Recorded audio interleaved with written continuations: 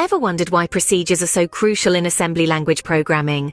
Well, let's dive right in. Procedures, often also referred to as subroutines or functions, are the building blocks of assembly language programming. They are used to group a set of instructions into a reusable and modular unit. This concept of grouping instructions not only makes the code more organized, but also enhances the reusability of code. Think of it this way. Imagine you're baking a cake. You have a recipe which is similar to a procedure in programming. This recipe provides you with a set of instructions that you follow to bake the cake. Now, if you want to bake the same cake again, you don't have to reinvent the wheel. You just follow the same recipe, or in other words, reuse the procedure. This is exactly how procedures work in assembly language programming. But the usefulness of procedures doesn't stop at reusability and organization. They also play a crucial role in maintaining the code. The modular nature of procedures makes it easier to manage and debug code. If there's an issue with a particular function of the program, it's much easier to isolate and fix the problem when the code is divided into procedures. Moreover, procedures facilitate abstraction in programming. They allow programmers to hide the complexity of a set of instructions behind a simple procedure call. This abstraction makes the code cleaner and easier to understand, even for those who didn't write it. Furthermore, procedures can be nested within other procedures, allowing for hierarchical code organization. This hierarchical structure further improves the readability and manageability of the code, especially in larger programs. So whether it's about keeping the code organized, enhancing reusability, maintaining the code, or hiding complexity, procedures prove to be an indispensable tool in assembly language programming. They turn a potentially chaotic jumble of instructions into a well-structured, manageable, and reusable piece of code. Procedures, as we can see, play an integral role in the world of assembly language programming. And that, my friends, is just the tip of the iceberg. There's a lot more to learn and explore about procedures, so stay tuned for more insights in the upcoming scenes. Now, how exactly do we define a procedure in assembly language programming? Well, defining a procedure is a two-step process. First, we declare our procedure, and then we determine how to pass parameters to it. Let's delve into this process. First up, the declaration. A procedure is declared with a label followed by a set of instructions. This label acts as the entry point to the procedure. Think of it as the front door to a house, inviting you to step inside. For instance, if we wanted to declare a procedure named myProcedure, we'd simply write myProcedure, followed by the instructions that make up the procedure. Now, once we've declared our procedure, we need to figure out how to pass parameters to it. This can be done through registers, the stack, or a combination of both, depending on the architecture. To illustrate, let's consider the same myProcedure. If we want to pass a parameter to it, we could move it to a register like AX. Alternatively, we could place it on the stack, and then, within the procedure, access it at a certain offset from the base pointer, BP. So the line mov_ax would access the parameter at an offset of 2 from the base pointer. This process of passing parameters allows us to use procedures as flexible, reusable units of code. The parameters we pass in can change each time we call the procedure, allowing it to perform its task on different data as needed. Now let's consider an example. Suppose we have a procedure, myProcedure, that takes one parameter. We could first move the value we wish to pass into a register, say X, then call myProcedure. Within myProcedure, we would then use mov_ax to access the parameter we passed in. And that's how we define a procedure, a fundamental building block in assembly language programming. By understanding how to declare a procedure and pass parameters to it, we can start to build complex modular programs that are easier to read, understand, and maintain. It's like having a toolbox full of different tools, each with its own specific function, ready to be used when needed. Once we have our procedure defined, how do we call it? This is where the call instruction comes into play. The call instruction is the assembly language's way of invoking a procedure. It works by pushing the return address onto the stack and then transferring control to the procedure. So, in essence, when you use the call instruction, you're saying, hey, let's go execute this set of instructions defined in this procedure, and once we're done, let's come back to where we left off.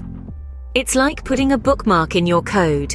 Now, let's talk about saving and restoring registers. Imagine you're reading a book and you want to look up a word in the dictionary. You would probably stick your finger or a bookmark on the page you're reading, so you don't lose your place when you return. Saving and restoring registers within a procedure is very similar to this. In the world of assembly language, we use registers to hold data that our procedures are working with. However, we might need to use those same registers within our procedure for other things. To ensure we don't lose the data we originally had in our registers, we can save it onto the stack before we start our procedure. This is done with the push instruction. After we've finished executing our procedure, we can then restore the original data back into the registers. This is done using the POP instruction. So, just like you would hold your place in a book, we hold our place in the registers. Saving and restoring registers is a common practice when writing procedures in assembly language. It's an important step to ensure the consistency and integrity of your data. It's like saying, "Hold on, let me save this data here. I'll come back for it when I'm done." So that's how we call a procedure and ensure that the relevant registers are saved and restored. Next up, we'll talk about how to return from a procedure. But for now, just remember, when calling procedures, always have a plan for your registers. It's like reading a book. You wouldn't want to lose your place, would you? After executing a procedure, how do we return control back to the calling routine? This is where the RET instruction comes into play in assembly language programming. The RET instruction is essentially the exit door of a procedure. It's like saying, "Mission accomplished, let's go home," to the CPU. Here's how it works. When a procedure is invoked using the call instruction, the return address, which is the address of the instruction following the call, is pushed onto the stack. When the RET instruction is executed, it pops this return address off the stack and transfers control back to that address, effectively returning from the procedure. It's a bit like reading a book. When you come across a footnote, you might jump to the end of the book to read it, but you always return back to where you left off to continue reading. In a similar way, the RET instruction helps the CPU navigate through the code. The RET instruction thus helps in smoothly transferring control back to the calling routine. Now that we have understood the basics, let's delve into an example procedure. Imagine we need to create a procedure that calculates the sum of two numbers. We could name this procedure sum_procer. It would start by saving the base pointer, then set the base pointer to the current stack pointer. The first parameter, let's say it's stored at the location BP plus 4, is moved into the AX register.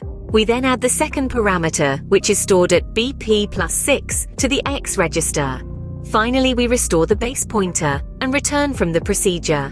Now, to call this procedure, we would first set the parameters. We would move the value 5 into the X register and 7 into the BX register. We then call sum_proc. After the procedure executes, the sum of 5 and 7, which is 12, will be stored in the AX register. This is a simple example, but procedures can also be nested within other procedures. This is a powerful feature that allows for hierarchical code organization.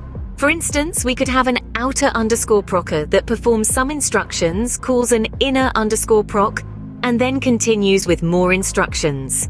The inner_proc can be a completely separate procedure with its own set of instructions. When outer_proc equals inner_proc, it temporarily transfers control to inner_proc. Once inner_proc finishes and returns, control is given back to outer_proc, and it continues from where it left off. Nested procedures can be as deep as needed, allowing for complex and organized code structures. However, keep in mind that each nested procedure call consumes additional stack space, so it's crucial to manage the stack carefully, especially when dealing with recursion or deeply nested procedures. Through this example, we can see how procedures and nested procedures work in assembly language programming. Before we wrap up, here are some guidelines to follow when working with procedures. First up, let's talk about register preservation. If your procedure modifies registers that need to be preserved, remember to save and restore them within the procedure. This ensures that you're not unintentionally messing with other parts of your code. Next, be mindful of your stack usage. This is especially important when dealing with recursion or deeply nested procedures, as the stack can quickly overflow if you're not careful. Also, ensure you clearly document how parameters are passed and returned from the procedure.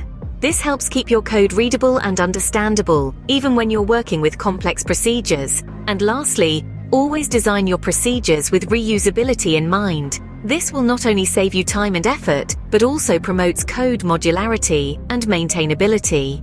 Keeping these guidelines in mind will certainly help you write efficient and maintainable procedures.